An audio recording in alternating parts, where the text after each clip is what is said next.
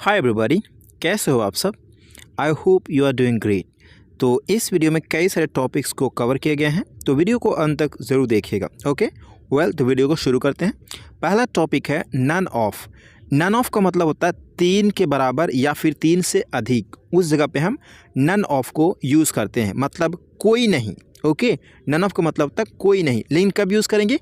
तीन के बराबर और तीन से अधिक, तो हम यूज़ करते हैं नन ऑफ के। ओके एक एक करके सभी पार्ट को आज क्लियर कर देंगे। ऑलराइट, तो एग्जांपल देखते हैं। जैसे उनमें से कोई भी टैलेंटेड नहीं है। काफ़ी सारे हैं, तीन होना चाहिए कम से कम, या फिर तीन से कई सारे ज़्यादा हो तो चलेगा। ओके लेकिन कम से कम तीन होना चाहिए, तो हम नन ऑफ को यूज़ करते हैं। और तो और इज़ या आर दोनों में से कोई भी लगा सकते हैं। ग्रामर के हिसाब से दोनों एक्सेप्टेबल है, लेकिन ज़्यादातर लोग इज़ लगाते हैं, नन ऑफ देम। यहाँ पे लगता है कई सारे, इसलिए दोनों एक्सेप्टेबल है ग्रामर के हिसाब से। ओके तो नन ऑफ देम इज़ या फिर आर, दोनों में से कोई भी आप एक यूज़ कर सकते हैं, सिंगुलर या फिर प्लूरल। ओके ये आप पे निर्भर करता है, तो यूज़ करिए नन ऑफ देम इज़ या फिर are talented. Okay second sentence होगा उनमें से कोई भी इंग्लिश नहीं बोलते हैं। मतलब काफ़ी सारे हैं लेकिन कोई भी नहीं बोलते हैं, तो कह सकते हैं नन ऑफ देम स्पीक्स या फिर स्पीक इन इंग्लिश। ओके अगला टॉपिक है नीदर ऑफ। नीदर ऑफ का मतलब होता है दो। ओके यहाँ पे दो से कम भी नहीं ना दो से ज़्यादा होगा, केवल दो, दो के बराबर। नीदर ऑफ मतलब दो। ओके तो अगर आपको कहना हो दोनों में से कोई भी नहीं यहाँ आना चाहता है, तो इसमें आप कह सकते हैं neither of them wants to come है। यहाँ पे सिंगुलर वर्ब की तरह एक्शन को काम करेंगे। ओके यहाँ पे सिंगुलर वर्ब के हिसाब से आपको एक्ट करना है, जो भी होगा। यहाँ पे प्लूरल नहीं होगा, जिसमें पिछले वाले में क्या होता था कि दोनों एक्सेप्टेबल था, लेकिन यहाँ पे दोनों एक्सेप्टेबल नहीं, केवल एक है, सिंगुलर के हिसाब से आप परफॉर्म करेंगे। ओके सेकेंड सेंटेंस है यहाँ पे दोनों में से कोई भी खाना नहीं पका रहा था। Neither of them was cooking food, लेकिन नेगेटिव है, मतलब दोनों में से कोई भी नहीं। ओके तो आप कह सकते हैं नीदर ऑफ देम या फिर neither of them was cooking food. दोनों, नीदर का दो प्रोनाउंसिएशन होता है, नीदर नाइदर। ओके तो आप बोल सकते हैं। अगला टॉपिक है आइदर ऑफ या फिर ईदर ऑफ। दोनों में से कोई एक अगर आपको कहना हो, इसमें क्या होता है दो से कम, मतलब दोनों, मतलब दो है, दो से ज़्यादा नहीं हो सकता। दो अगर है उसमें से किसी एक को आप कहना चाहते हैं, तो मतलब दोनों में से कोई एक। ओके तो आप कह सकते हैं तुम में से कोई एक यहाँ आ सकते हो। Either of you can come, इसमें भी क्या हुआ, सिंगुलर के हिसाब से आपको परफॉर्म करना।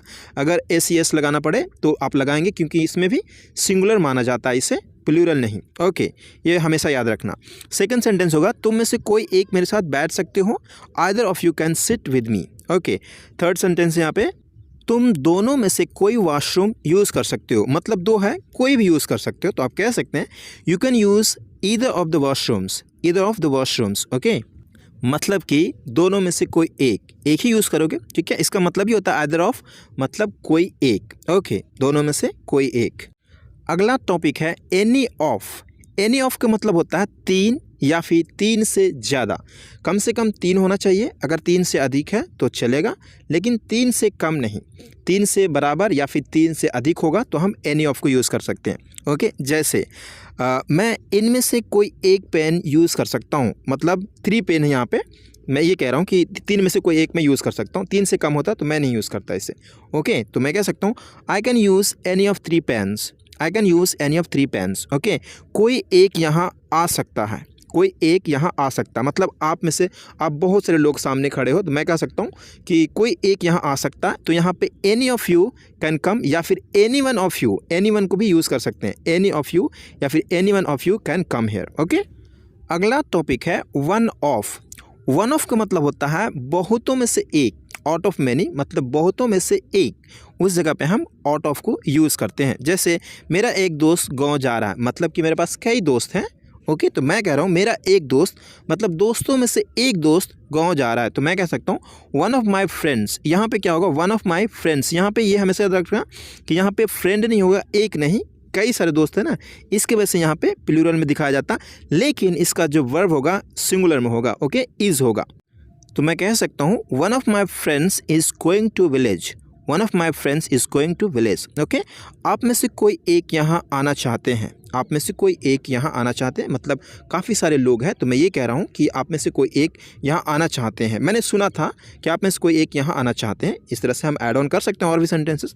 ओके तो इसी तरह से यूज़ करते हैं, कह सकते हैं आप one of you wants to come here, one of you wants to come here. Okay अगला टॉपिक है नीडलेस टू। नीडलेस टू का मतलब होता है कि ज़रूरत नहीं है। उसके बाद कोई भी एक वर्ब की फर्स्ट फॉर्म रख सकते हैं, उसके बाद सेंटेंस को रखेंगे। जैसे चिंता करने की ज़रूरत नहीं है, मैं स्थिति को संभाल लूँगा। Needless to worry, I will handle the situation. बिना कहे ही मतलब चिंता की ज़रूरत नहीं है, वह एक प्रतिभाशाली कलाकार है। Needless to mention, she is a talented artist. स्पष्ट करने की आवश्यकता नहीं है, मतलब एक्सप्लेन करने की ज़रूरत नहीं है, एक नई भाषा सीखने में समय लगता है। Needless to explain, learning a new language takes time. अगला टॉपिक है at the behest of. At the behest of का मतलब होता है के कहने पर। अगर मैं कहता हूँ मेरे शिक्षक के कहने पर मैंने अपना होमवर्क पूरा किया, eight the behest of my teacher I completed my homework. मालिक के कहने पर हमने टीम की मीटिंग आयोजित की। At the behest of the boss we organised a team meeting. At the behest of the boss we organised a team meeting. How much, उसके बाद सेंटेंस को रखते हैं कितना। जैसे कई बार हम इस तरह से कहते रहते हैं, कितना बोलते हो तुम। हाउ मच यू स्पीक, कितना खाते हो तुम। हाउ मच यू ईट, कितना सोचते हो तुम। How much you think. After, उसके बाद वर्ब की फोर्थ फॉर्म या फिर कोई ऑब्जेक्ट रख सकते हैं। के बाद खाना खाकर मत खेलना। Do not play after eating food. पानी पीकर मत सोना। Do not sleep after drinking water.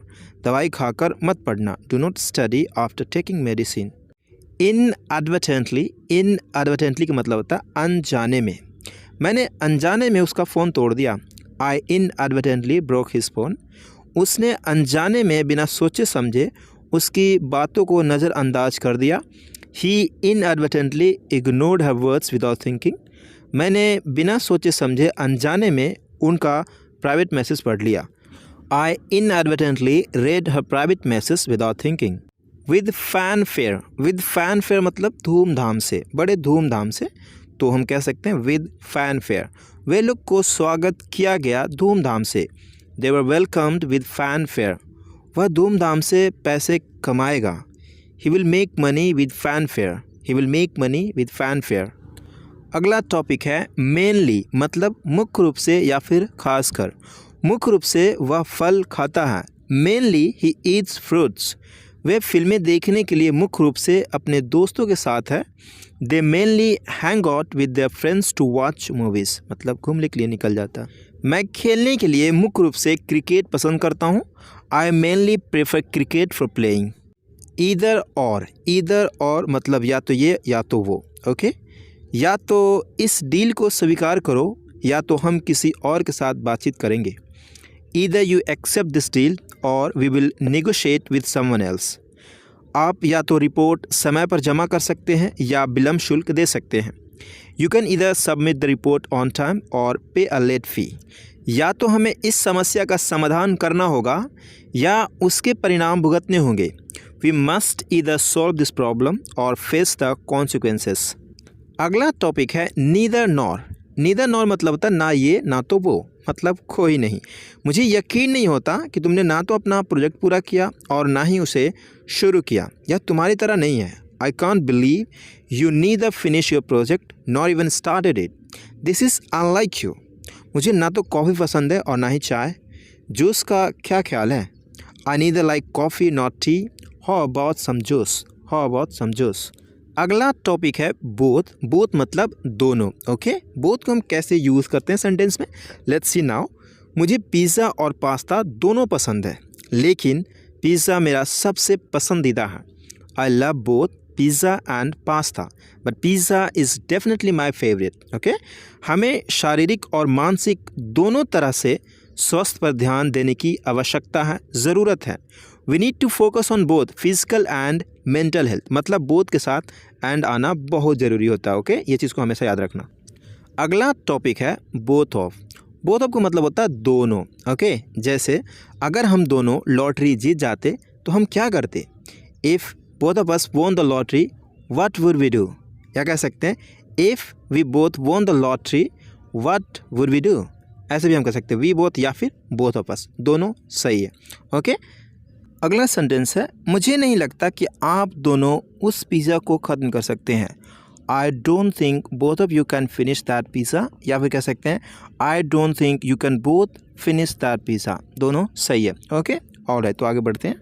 अगला टॉपिक है फॉल अपार्ट। फॉल अपार्ट का मतलब होता है बिखर जाना। ओके, उस जगह पे आप फॉल अपार्ट को यूज़ कर सकते हैं। जैसे मत हंसो, ये केक थोड़ा नाजुक है, गिर जाएगा तो टुकड़े टुकड़े हो जाएगा, मतलब बिखर जाएगा। तो मैं कह सकता हूँ इंग्लिश में, don't laugh, this cake is a bit delicate, if it falls it will fall apart. Okay, second sentence, मुझे डर है कि अगर हम साथ नहीं रहें तो हमारा रिश्ता टूट जाएगा। I am afraid if we don't stay together our relationship will fall apart. अगला टॉपिक है लुक थ्रू। लुक थ्रू का मतलब होता है रिव्यू करना, जांच करना। मतलब कि मान लो कि आप एक एसे लिखे हो और किसी से रिव्यू करवाना चाहते हो, मतलब जांच करवाना चाहते हो, तो किसी को आप दिखाते हो कि थोड़ा सा इसे जांच कर देना, तो उस जगह पे आप लुक थ्रू को यूज़ कर सकते हो। जैसे क्या आप कृपया इन रिपोर्टों को देख सकते हैं और मुझे बता सकते हैं कि क्या कोई त्रुटि है।